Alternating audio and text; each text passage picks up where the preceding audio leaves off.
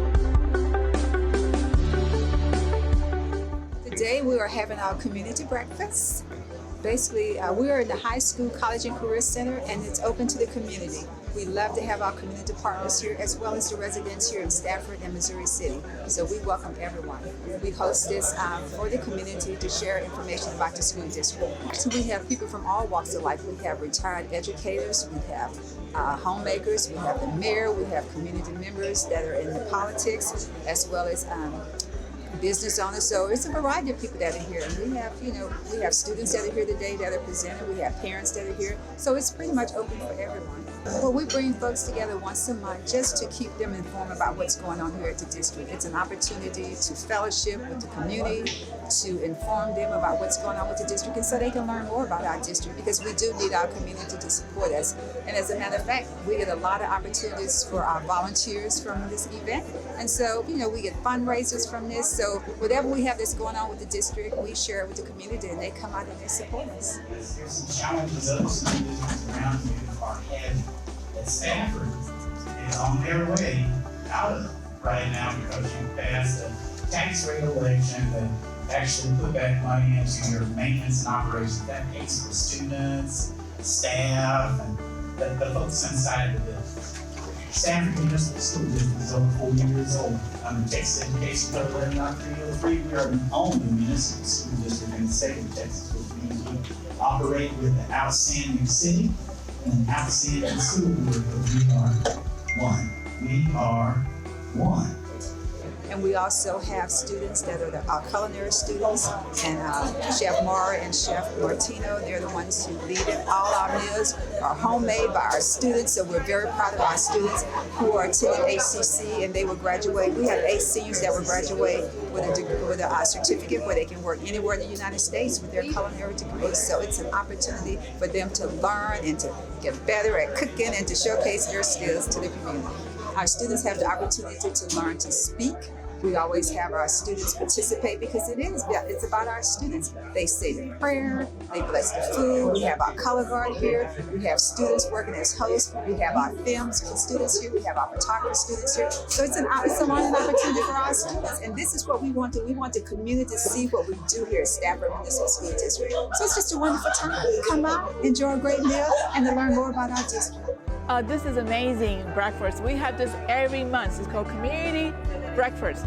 All the community get together. We talk about the community, talk about the school, and also they're selling the flower to raise funds for our students. So it's a great, great event for our city, for our community. So I want everybody to join. This is every month.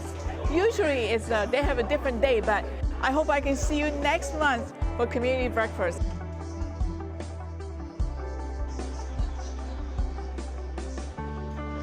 Next up, Sean Pettit continues his series of profiles on SMSD's star athletes with softball's Jaden Tolbert. A senior class, they're a small group. We only have 3 seniors this year, but I have some really good leadership this year. One of my seniors is a captain. The team voted her as captain, and so to me that says a lot when the team votes you as the captain, because they see something in her that's important, which is Jaden Tolbert. So she is our senior captain. I started playing softball when I was probably about like 5, and I stopped after that. I started playing basketball and soccer and all that, and then I started playing softball when I came here to Stafford last year, my junior year. Well, I have like a softball family, so somebody had to keep it going after my cousin graduated. And Coach A was like begging me since I was like a freshman. I was like, no, I don't think so. But I just needed to like put some more work in and not just sit around and be lazy at home.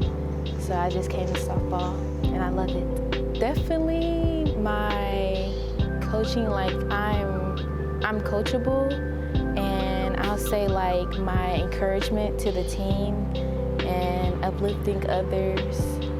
Even like sometimes when I'm down, I still like uplift others, my skills. And I say my humor, definitely. Serving I liked it. And just cheering and messing with my coaches and players. Always. Yes. Especially when you get it over and over again. Defense. Yes, because it's like when the ball is coming and when runners are on bases and you try like to get them out, and offense too is like either you don't know like what you're gonna get. Like either it's gonna go to like outfield or infield or like who's gonna get you out. I say both. I really like both.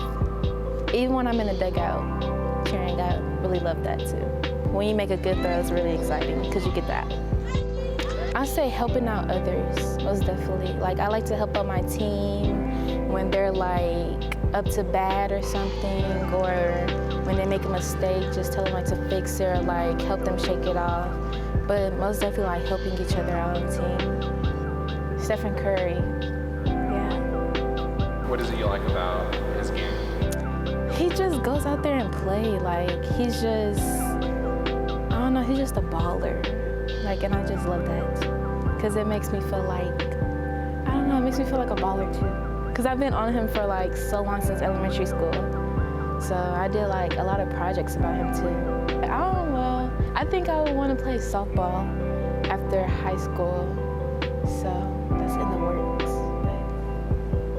I'll just say like my encouragement is all. That's probably what I'll say. Probably my defensive playing too. Like the hustle and stuff like that. As a senior, I am actually so sad that I am leaving.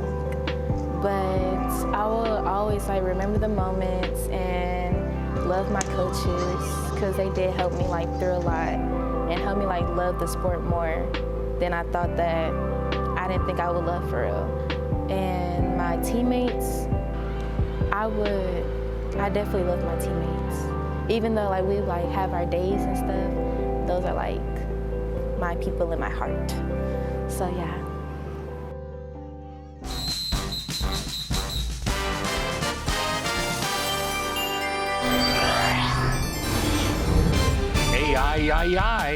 Next. You can try, but you won't find another city like Stafford, Texas. Serving our community just like you like it. Taking care of you and your home since 1945. We believe in STEM to learn and STEM to earn. We're heading into college certified and career ready. As a former student of Stafford, I take pride in keeping our classrooms safe. We are Stafford, we are one. HCC Stafford's drama department recently presented their spring show and, well, it was not quite what they planned.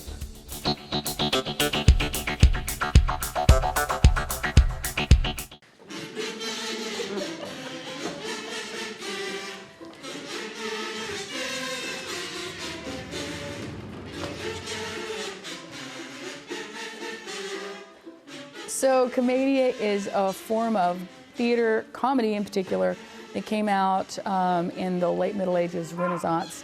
And it's based off of Greek and Roman comedies.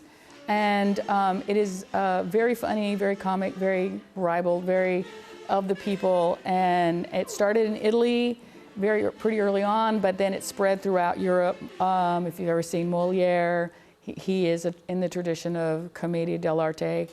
And all of our comedy now, especially the farces, are based off of a Western, in the Western Hemisphere, based off of Commedia dell'arte, which is based off of something even older. Yeah, so in this case, we were actually going to do Peter and the Starcatcher. We had the rights, and then we didn't have the rights. And so we found out, like literally a week and a half before auditions for Peter and the Starcatcher, that we did not have Peter and the Starcatcher. And we did not have time to get rights for anything that needed rights. So I started looking for plays that were in the public domain that we could also do on such short notice. And it was getting really hard, and I had to make a decision. So I love Commedia, and Commedia is a little formulaic, and then you kind of put these bits in, and then it's free form from there. And so I took some very old pieces, The Liar, which is from the 1600s, maybe the 1700s. And so there's some scenes that I took from that and then changed to fit New Orleans instead of Europe. And I wrote some scenes, so there's a lot of it, about at least half of it's me. And then the other half is commedia tropes throughout the ages that I have borrowed and then adapted to this one. And I did it to fit our set, which we already had most of, and it was beautiful for Peter and the Starcatcher, and knowing which actors we had. So yeah, I wrote the play because out of necessity, basically. Halt, pirates! Give up in the name of President... God, one moment. Okay, gang. Who's president this time? Wait, what year is it again? I don't know. I should have asked the director.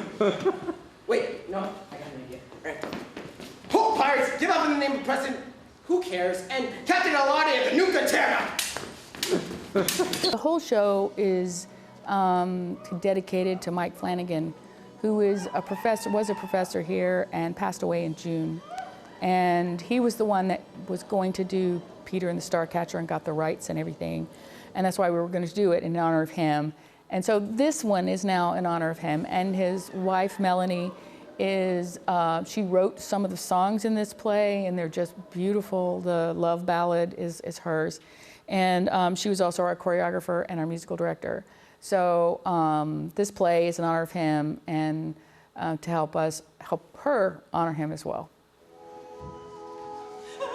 The opioid epidemic is an ongoing health crisis in America, and HCC's Coleman College made sure its students were up to date on its particulars.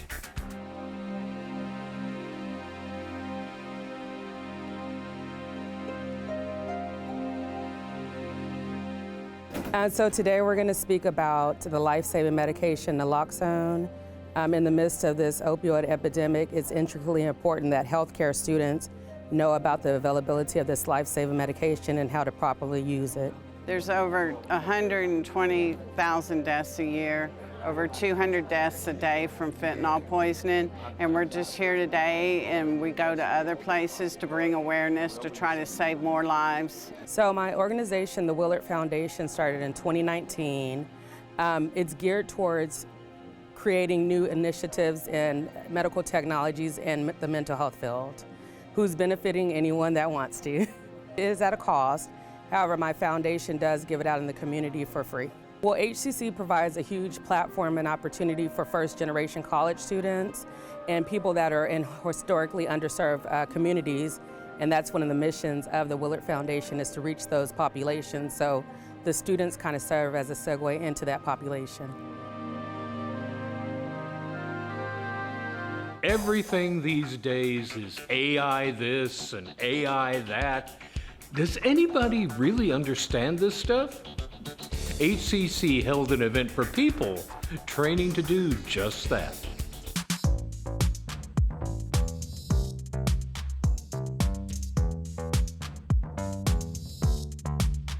Oh, well, we are in the phenomenal city of Houston.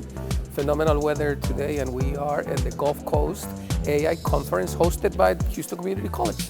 Today there is a number of things that we can tell about AI and education. First of all, as an education industry, we're trying to figure out how do we use AI to teach. That is an element of efficiency. How do we enhance the teaching function? How do we help teachers be more effective? But at the same time, we're also having to talk about how do we teach AI, not with it, but how do we teach the substance of AI? And luckily we have conferences like this one where we're talking about both things. What kind of curriculum we have, what kind of specialties we have, what kind of skills do students need to enter this world of AI, and what is faculty at institutions like Houston Community College doing to teach AI. So we have a phenomenal breadth and depth of projects and people represented here. It's just fantastic to be here today.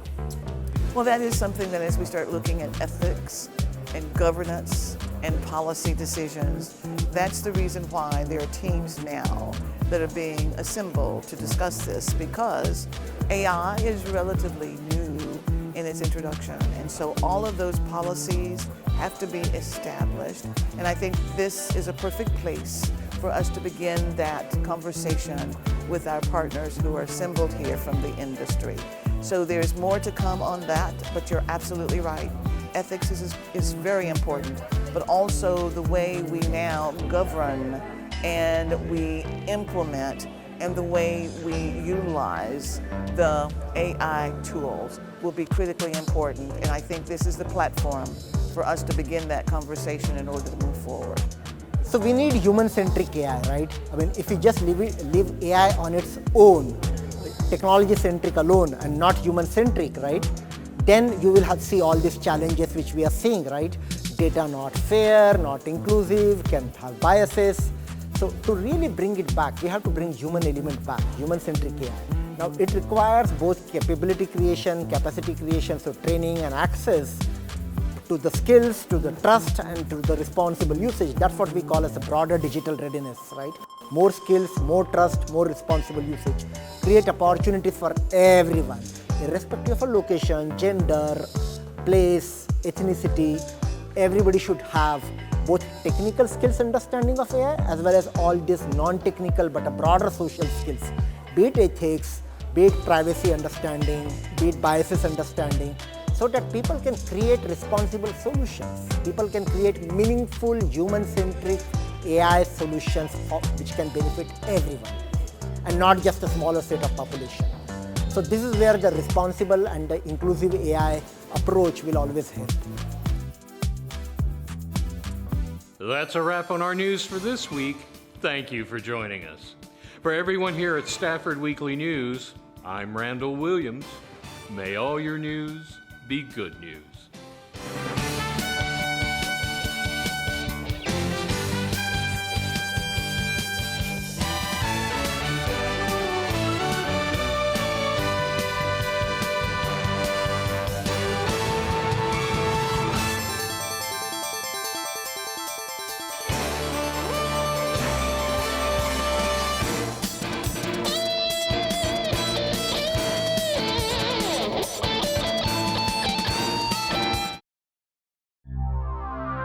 This program was produced on the Stafford campus of Houston Community College.